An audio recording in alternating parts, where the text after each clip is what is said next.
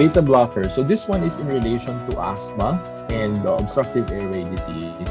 Anemia is not a specific diagnosis. Your antidepressants or your AD, the overall efficacy for treatment of major depressive disorder is around 70%. So for skin cancers account for around 80% of all newly diagnosed cancer in Australia. It So is it's not defined really as hemoglobin below the especially normal if your beta record blocker level is for associated with Hi, welcome to the AMC podcast. Hi, My name welcome is to the William, your PLE-REAP AMC podcaster. podcast. My name is Sydney, your PLE-REAP podcaster. In this episode, we will talk about osteoporosis. A 4-year-old boy was brought to the hospital for evaluation of a harsh cough. A 70-year-old man presents with An 8 headache and 42-year-old businessman who presents into your practice because of an incidental CT scan finding of a 5-centimeter adrenal mass.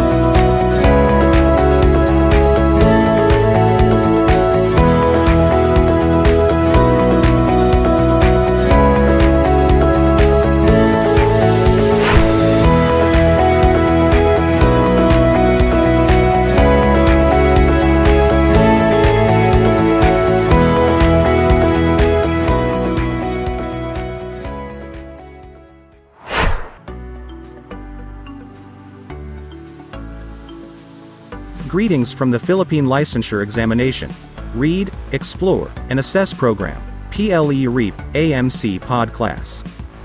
My name is Donald, one of your podcasters. You will hear more from me as we move forward with our pod class.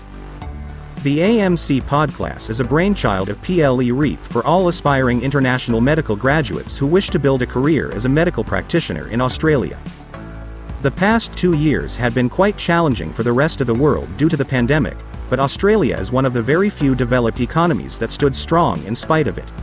Today, Australia has reopened its borders to the rest of the world. It's a welcome news for everyone. The AMC Podclass is the first of its kind digital platform for the Australian Medical Council CAT MCQ exam, both locally and internationally. It was designed by our very own head coach, Dr. Janel, to best suit the working clinician by optimizing the most recent, effective, evidence-based study techniques available to date. These are spaced repetition and active recall. Pre-tests allow every examinee to get a grasp of their knowledge and evaluate themselves as to where they stand in the status quo.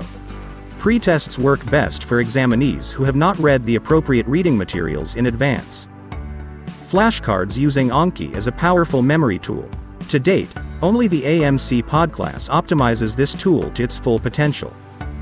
Let's admit it, even if you are probably not aware of it, the average attention span, especially in the digital platform, is only 30 to 45 minutes based on studies. After this, very little information sips in, with so much time wasted. Nobody really learns much from hours of sitting in front of the class or the computer, this in spite of successfully hurdling your respective board exams. As we always say, you passed not because of it, but in spite of it. This is why we think that a podcast approach is more useful. You only get a few minutes of the most important points to remember, but you are assured of the outcome's quality. You also have the power to space them out according to your readiness.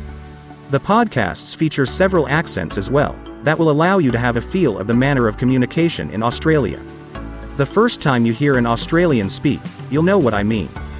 Furthermore, Australia is very multicultural. IMGs, refugees, skilled workers, and you expect extreme diversity in cultural backgrounds including language and accents.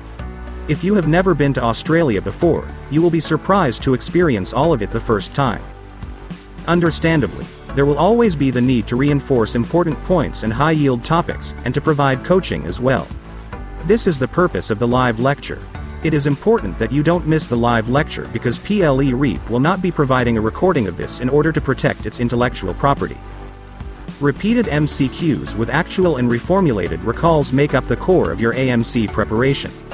The pod class is well aware of this, and is precisely the reason why your pre-trial, post-trial, pretests, and lecture MCQs are all heavily based on the highest yielding and most recent recalls in the exam.